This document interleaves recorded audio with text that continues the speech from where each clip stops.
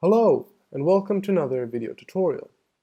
Today I'm going to show you how to open applications which Mac says cannot be opened because they are from an unverified developer. As you can see here, I've tried to open Razer Mac OS, and it is not letting me. The solution for this is very simple. You go to the upper left corner of the screen and press the Apple symbol.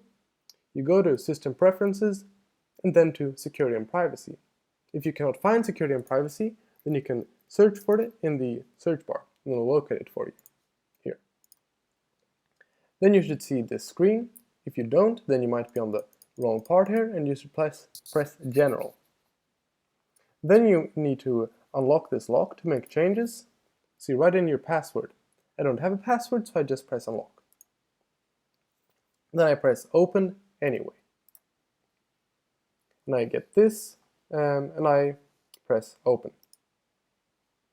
And now, as you'll see, when I press Razer Mac OS, I'll be able to open it.